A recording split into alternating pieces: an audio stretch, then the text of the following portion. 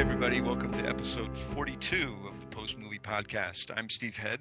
And I'm John Black. And on this episode, we're going to discuss Resident Evil Afterlife. And we're also going to talk about the new wrestling film, Legendary. And then, of course, we'll have our picks of the week. So let's just get right to it. Resident Evil Afterlife. 5 years ago, a virus escaped and everybody died. If you're out there, there is hope. My name is Alice.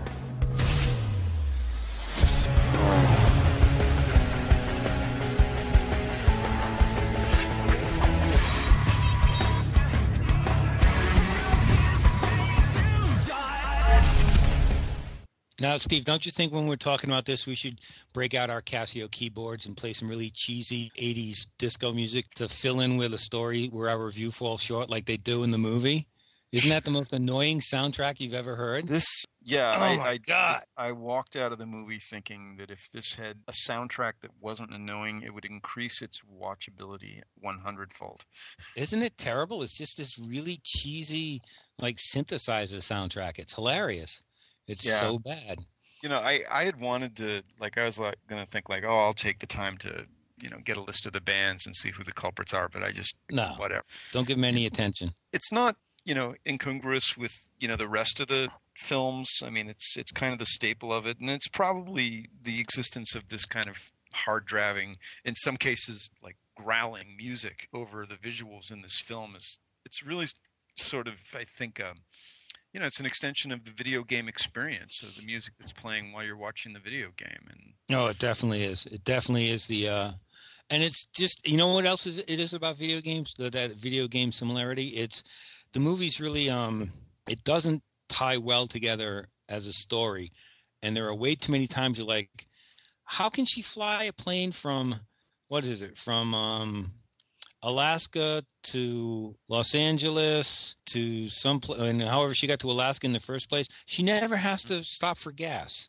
You know, and if I'm sitting there wondering in an action movie why she doesn't have to get gas, there's something wrong. If they're jettisoning deadweight in order to make this movie move along, and I guess it moves along pretty quickly, one of the things they jettisoned was the explanation as to why she has all these abilities. But maybe, you know, maybe they're assuming that its target audience already knows that Alice is capable of all these things. You know, she's you know, actually, they do explain a few things, but it's done towards the end.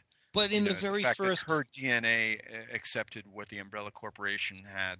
But in the very first fight she has with a bad guy, he jabs a needle of something in her neck and turns her human, supposedly taking away all these powers. Right, but that and then she really continues to fight. Right, then she continues to be a badass for the next 90 minutes. Right, even though her powers have been taken away. And it was kind of bummed out about that because it was sort of like, you know how on Austin Powers and Goldmember, or was it the Austin Powers sequel? I forget. You know, they took away his mojo, and that made the whole character bland. And I thought, well, geez, maybe this is what makes her, you know, well, this is what it makes her her. This is what makes Alice Alice. You know, she kicks ass. Right. And they've taken her abilities away. And I'm like, oh, you know, there's that old sequel thing. You know, she's got to get back what she once had. And in the meantime, she's, you know, connected with her humanity and blah, blah, blah. But it didn't come up. It was like one moment where this happened, and you know she seemed to just fight all right for the rest of the film. No problem. Yeah. It was just, again, one of those stupid things where you're like, okay, none of this is making sense, but hopefully the action will ratchet up. And with the exception of one fight scene with this giant, I guess he's a zombie. Yeah, this enormous guy with a bag over his head and this huge axe. That's fun to watch. And watching him die, the way he gets killed in 3D was fun. Very cool. He's like this giant executioner from the Middle Ages, and he just towers above the rest of the zombies. He's like some sort of mega zombie, and he busts his way into the complex, and that, you know, his whole presence is just kind of cool. And he's got this axe that's just this like freaking huge, and it works into this really cool 3D moment.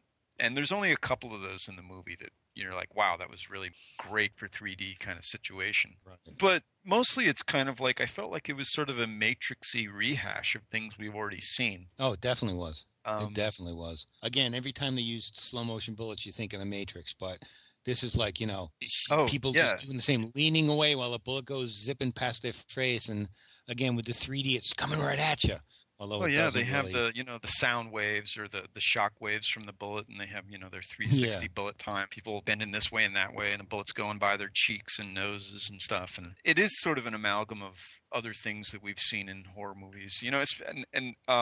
I was thinking in particular the zombies, who are really sort of like these vampire zombies in the sense that they bite you heavily. I mean, like their They eat you. face like split up, and and it was, to me, it was reminiscent of Guillermo del Toro's Blade 2, where they had these extra super vampires. It's pretty grotesque. It's grotesque, but only because but it's also very fake looking. It's a computer generated thing. Yeah. Part of their personality or part of their character or anything. It's just this gross thing that and again, I don't remember that from any of the other movies. I don't know why it's suddenly happening in this movie, and it never explains it to me. Well, I think that some things are just assumed. And I want to say that I didn't dislike this movie. I had fun watching it.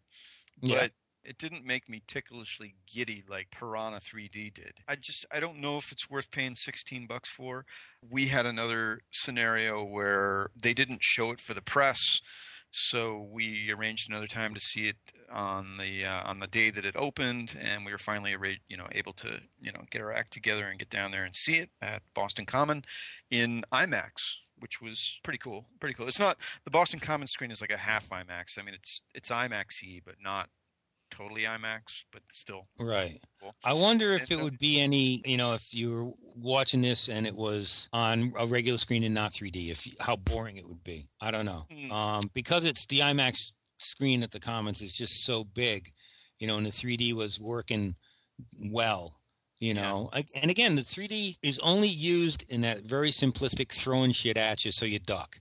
It's with not those throwing stars that she had that zoom right by you. Which in were so good cool. 3D, in movies with good 3D, it also broadens the canvas that the movie's being shown on. It gives a greater depth to what you're watching. It creates a whole world you kind of surrender to with the 3D effect. This one, it was flat except when they were throwing stuff at you, which was, again, part of the fun, I guess, of doing it. But I don't know. It just, again, fun moments, but too many.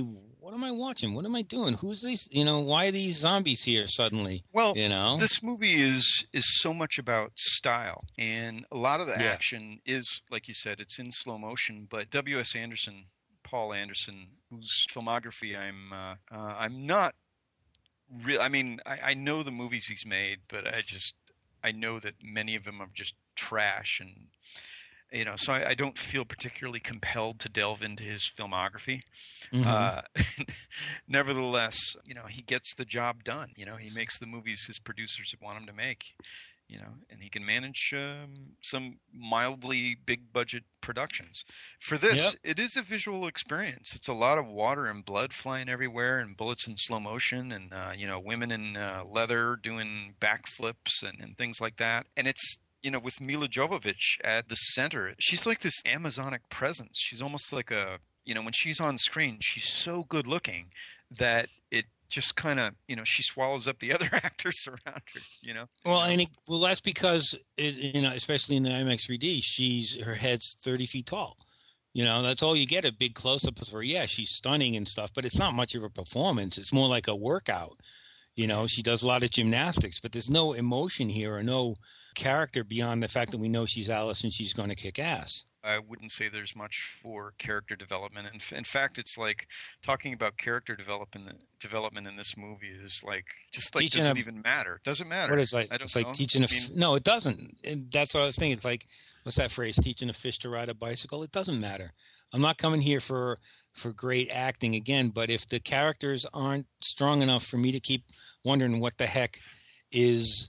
I'm actually, there are scenes here where I'm watching her and she's got a 6-shooter and I'm counting the shots, and of course it goes way over 6. It's a Hollywood, the special Hollywood 6-shooter.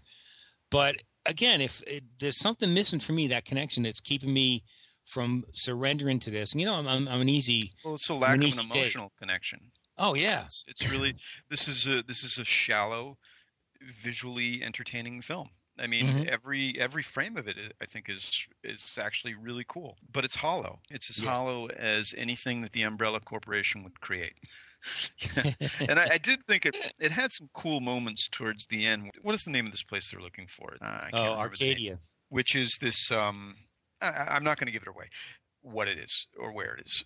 But there is a part of Arcadia where they're in these like white rooms, and to me it's almost kind of like Star Warsy. There I go. And reminiscent of Logan's Run, and there were some sort of visually ironic sequences where our heroes were in these really supremely clean futuristic environments after they'd just gone through hell, so they're like all ripped up and splattered with blood, and that visual irony was kind of cool. Another thing that this movie lacks is a really good bad guy. There's a menacing presence of a fella, but it's just he might as well be a computer-generated guy. There's no menace. There's no... It was, kind of creepy. This guy, Sean Roberts, he kind of creepy. Sort of an Agent Smith type. But again, Agent Smith was... the same sort of presence. Cooler. Yeah. Well, they're trying for the same. I don't think it works. They're trying for the same sort of presence, but it didn't work for me. He was more... like, and again, he just keeps turning up. He gets his head blown up, and he just regenerates. And that's one of the things about this movie is that when you think someone's dead, it doesn't really matter. People come back, and I don't know. But I mean, what did you think of this movie? It's just like dumb mindless entertainment, a dumb fun experience. It was too dumb and not enough fun for me. It just didn't, again, let's compare it to Piranha 3D, which was an absolute joyride for me. And it was stupid, but it was funny, and it had a sense of humor about itself, and it was gory, and it used the 3D in more than, it used it for naked women, but that was cool. Really some astonishing use of 3D in that film. Yeah, but same can't be said here, except for an axe scene and a couple of exploding heads. But yeah. There's an axe scene, a couple of exploding heads. Not much after that, though. I tell people to go for the matinee, but the matinee is going to cost them $9 because of the 3D tack on. I like Ali Larter. I like her. I liked her on Heroes. God, what was the movie that she made with Colin Farrell? That Western. I don't recall the name of it, but I dig that. She's kind of like Alice's sidekick. Mm-hmm. And when I mean sidekick, I mean like Mila Jovovich just towers over her co-stars, her female co-stars anyways. So it's almost like you get like 1 and 1.5 action stars. And, it's cool watching her do this stuff. It's cool. Also on this one is Wentworth Miller. Oh, from Prison Break? Yeah, I think of him, though. I always think of him, though, as the guy who was in that Anthony Hopkins, Nicole Kidman film. Where he didn't know he was black? Well, he knew he was black, but the world saw him. The Human Stain? Was it the Human? Yeah. Yeah, so he brings, I guess, his marginal star power to this, but, everybody just looks so good.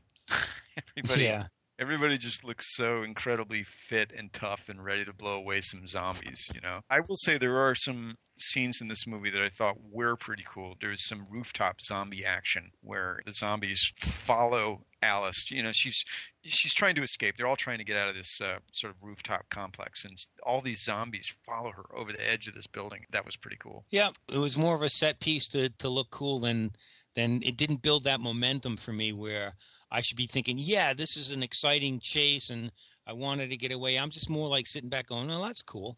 But I'm not making that connection. Yeah, it was a lot of like, oh, that's cool. That kind of thing. I wouldn't say it was like, a visceral, like for me, I liken this to Blade, where I think the action, it's like a real visceral overload. But you're not connecting with the characters. There was one guy who played the sidekick to our baddie here. He had some character quirks that I thought kind of translated well on screen, and he was cold-blooded when he needed to be. But you put him in the corner, or you turn the tables on him, and he's a wimp. They don't give him a lot of time to do that. I mean, it's pretty much broadcast pretty quickly. Here's what I am. Yeah. Here's what I do. And again, he's one of those people there. I thought he was dead, and they bring him back. I'm like, come on, he's dead. Yeah, there are three circumstances in this movie where you think that and then something else happens. But I guess we probably would be wrong to go on without saying that this movie doesn't lack humor. It has humor. Mm-hmm. It has some pretty amusing moments. I mean, I would watch it again. I'm not Mm-hmm. saying that I disliked the movie. I enjoyed it in a certain way, but it was still sort of like, whatever. It's just nothing profound.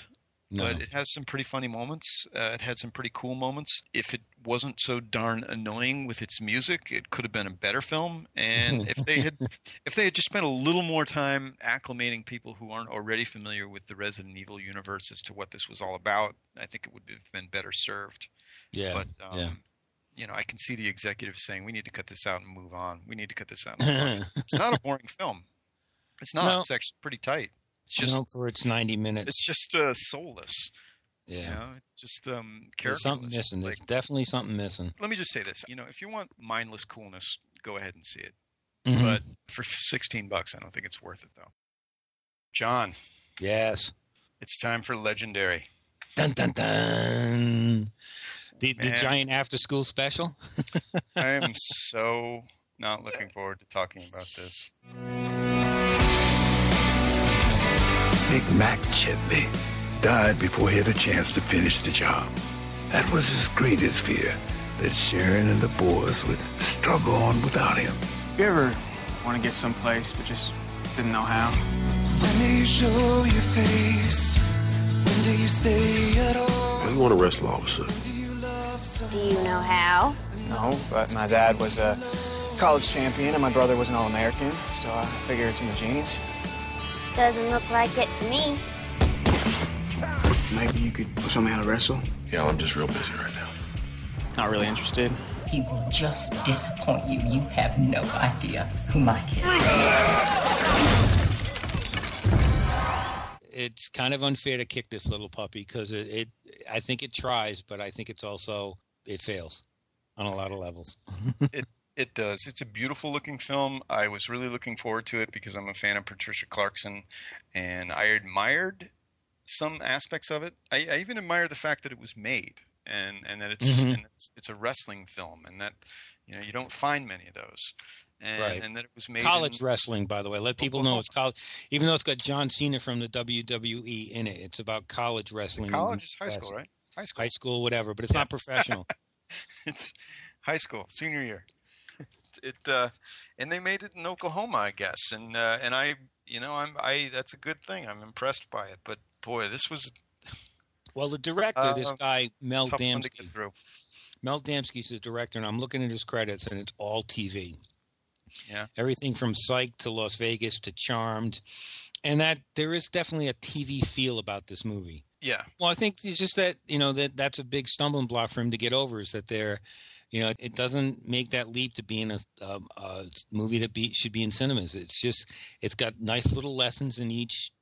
It almost feels like it was designed to be in chunks so that it could be commercial. Well, I think design is the right word. It's very constructed and formulaic, but it doesn't lack performances. This fellow Devon Gray, who plays Cal Chetley, the high school wrestler in the film, he carries it, and he does an okay job. He's good. He doesn't make you not want to watch it. I mean, at least his character anyway. He does know how to carry a scene. I don't know what he's been in before, but I found his performance interesting. His girlfriends. It's sometimes neat to see people that you haven't seen before, and so you just totally connect with them being this character. Right. That being said, however, this movie, if you are not into wrestling, if you have any sense of how the structure of a film works, it's boring. Well, So I think we're going to be bored with this. I think you made a good point in that it's the young people. It's Gray. I'm trying to figure out who plays his girlfriend. The young people in this movie are fun to watch, but then you see someone like Danny Glover wander in out of nowhere as this mysterious, like an Obi-Wan type character that appears again with Star Wars. Every movie? Does it have to? This is he serves a storytelling purpose in this film.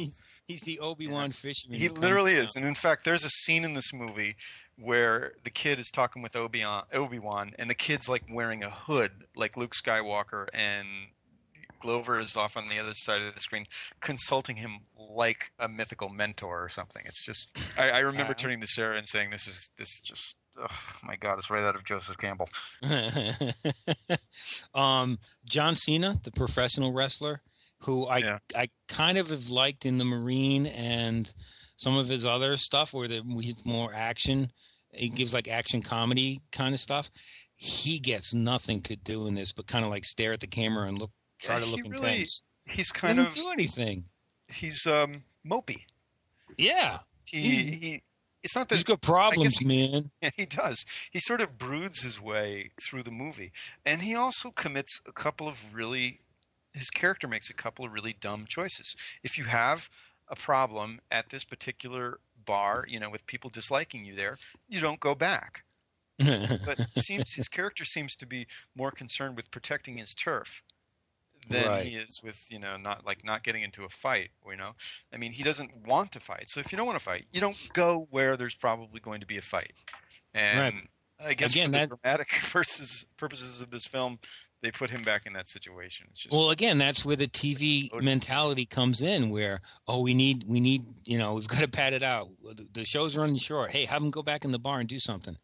It doesn't make any sense. Yeah. And so what we should say here really quickly is, we were actually talking about this longer than I wanted to, but Patricia Clarkson plays the mother of Cal, and her husband died, I guess, maybe 7 or 8 years ago in a car crash, and since that time, John Cena's character has gone off of wrestling. He was the wrestling superstar, and his dad drove him everywhere to go to all the meets and just perfect his wrestling craft. So his younger brother, who is a complete physical, their body types are completely different. You'd never think that John Cena was, brothers with Devon Gray, but yet Devon Gray, but yet they are in this film. He decides he wants to be a wrestler, and at the same time, he wants to up his game. He decides to meet with his brother, who, after his father's accident, has totally abandoned the family for like maybe a half dozen years. So he starts carrying on this secret communication with John Cena without his mother knowing. John Cena's character is giving him wrestling advice. Devon Gray's character Cal is giving Mike life advice. So they're both benefiting from this relationship. But then there's a moment, 3/4 of the way through the film, where Patricia Clarkson discovers that they've been in touch with each other, and she's all upset that she didn't know about it, and all this stuff starts coming up from the past about relationships and being a mom, and it just drowns in total 150 freaking pounds of syrup. And then, oh my God, like there must be like 10 minutes of crying. Yep. And that's all I want to say. John. Yes. Let's move on to Picks of the Week. What have you got? I'll make it short and sweet, even though it'll take you a long time to finish. Prime Suspect. Mr. Sturdy, I'm afraid a body has been found on the heath. It fits Sally's description. Sally was pregnant when she died.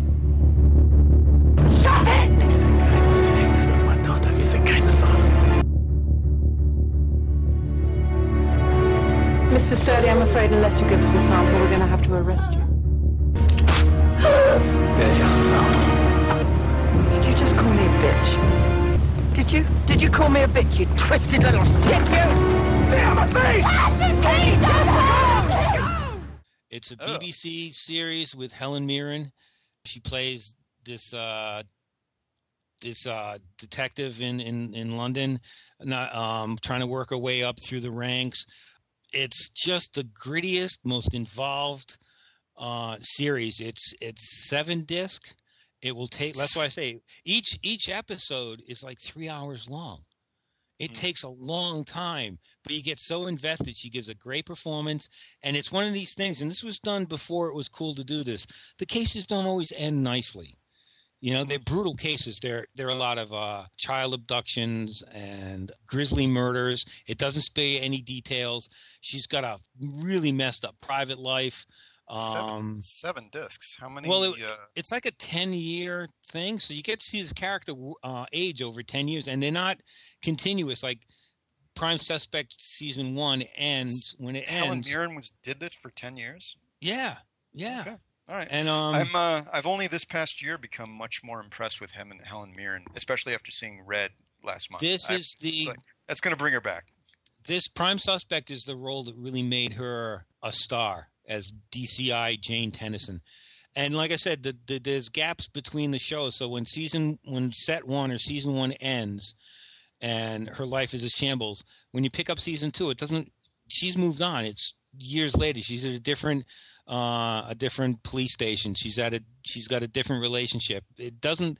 There's not a lot of continuity, but she's the same, or she grows throughout the whole series. So I would definitely. It's worth the investment of time. Like I said, it's a long investment of time. It's a big box set, but definitely worth it. What years was this made? I think in the 90s, throughout the 90s, maybe 91. I think it started, and it just ended a couple of years ago. So maybe like 91 to 2001, something like that. And again, it's she grows older, she grows tougher, she gets harder as a person. It's really a fascinating compendium of watching this woman go through all she does. So I would definitely I'm intrigued. Yeah, it's definitely worth checking out. And like I said, it's like this big box set. You can get them individually, but I would definitely take the time to go through them all. And that's my pick of the week. Great. I'll definitely check it out if interested. And now the moment we've all been waiting for, Steve. Let her go. Come on, you know you want to. My pick is Roger Corman's Starcrash.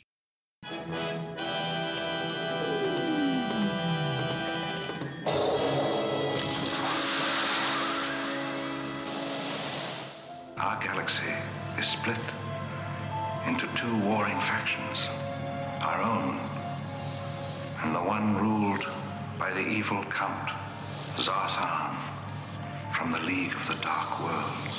The Count has created a weapon so vast, so huge, that it would take a whole planet to conceal it. You must sail to the haunted stars. Find the Count's secret planet and destroy it.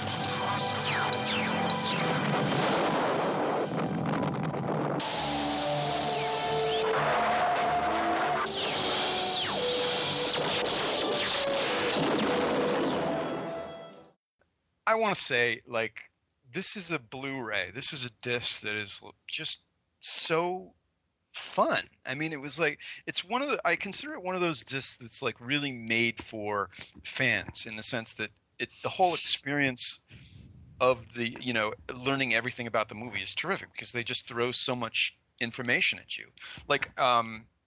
Have you seen the movie Free Enterprise that came out 10 years ago? Yeah. Robert Muir Burnett. The disc that they put out for that was just so loaded with trivia, so loaded with making of stuff, that it makes it a great experience as a whole. The movie may not be that great, and in Starcrash's case, it's an abysmal film. But but that's why it's great. I mean, it looks beautiful. It just looks beautiful, and it's so chintzy and cheeseball, and it has just an incredible kitsch factor. What with Christopher Plummer playing the master of the universe, and then a supporting role with David Hasselhoff and Caroline Munro, who stars as this sort of female Han Solo with her sidekick. I forget the guy's name. I think it's pronounced Major Gortner, who was initially supposed to be some sort of a fishy squid character, but as they said in the making of materials, that he didn't want to hide behind a mask, so they actually put him, in the film as her sidekick, which actually it creates a problem, because as you're introduced to the characters and the film goes on, you keep thinking that there's going to be something between those two, because it looks like there should be, but then along comes David Hasselhoff. But the whole experience of this disc is terrific. It was produced by one of the fans of the film, and the movie was made in '78 in Italy, and by Louis Coates, whose real name is Luigi Cosi, and it was such a scissors and tape movie that when you go through the making of materials, you really develop an appreciation for the fact that the movie was actually made. and then all the mishaps that went, on through the making of it. In fact, everything had to be redubbed. The only actual dialogue that was recorded in the film was for Christopher Plummer, because he was on the set for 3 days and they knew they weren't going to get him back for future redub, audio. So they did the live stuff there. Right. The effects are completely chintzy, but the movie does boast a score by John Barry, Mr. James Bond himself, which is kind of repetitive, but it's really an experience. And then the audio commentary by Stephen Romano is terrific. There's a couple of featurettes that come with it that show some, for Starcrash fans. This movie, this disc is like a revelation, because the movie came out in '79. It was buried. It's only been available on really bad VHS cassettes and I guess PAL cassettes for 30 years. And, edited in different versions, the American version, the European version. And they've never had a clean version of this movie until now. And it really looks stunning. And so I'm probably going to, I want to talk about this again. In fact, I wanted to ask Stephen Romano if he wanted to come on the show and talk about it with us, which I'm hoping. Stephen Romano is the number one authority on Starcrash. He does the audio commentary, and he was the executive producer of the disc. He tells the whole story of this film. And that in and of itself was fascinating. So I highly recommend it, not as a movie, but as a movie-making fan experience. Okay. A terrific Blu-ray. One of the things that is actually cool about the Blu-ray, as I was looking at it again today, I noticed that it has a reversible cover. You can pull the cover out of the sleeve, turn it around, and it changes. Everything's as it was, except it changes the cover art on the front. The cover art that exchanges with, it's just like some painting that really has nothing to do with the characters as they appear in the film. And also, the cover art itself has a bit of a story, because when they built the spaceship for the movie, they submitted a photo of the ship to the guy who was to paint the poster. He misinterpreted the photo and he painted the main spaceship upside down on the film's poster. But it's still, who the hell knows? Who the hell's going to tell? It's just a spaceship. I'm sorry, I kept on going. That's all right. No, that's all right. I look forward. I hope this guy comes on and you can talk with him. That would be fun. We'll see. All right, so that's a good pick for this week. I think so. And so if Stephen comes on, I'll get the disc and to you, and I'd be curious to know what you think. Okay. Deal. So that wraps it up for this week. We've talked about Resident Evil Afterlife, and John talked about Prime Suspect, the complete series. That's on BBC? BBC America. It's from Acorn Media, but it's a BBC show. And my pick of the week is Roger Corman's Starcrash. Be sure to check us out online. We're at post-movie.net. And as always, send us an email. Send us an email at postmoviepodcast@gmail.com, because we'd really love to hear from you, whether you disagree with us or agree with us. Either way, it's good to know that people are out there listening. And we're on Facebook. Are there any other ways to contact us, John? They can hang around outside the Commons. We're usually there every day during the week, so you can just hang around the Commons movie theater and jump us when we're trying to get to a screening. We'll see them do that. So until next week, this is the Post Movie Podcast. I'm Steve Head. And I'm John Black. So long.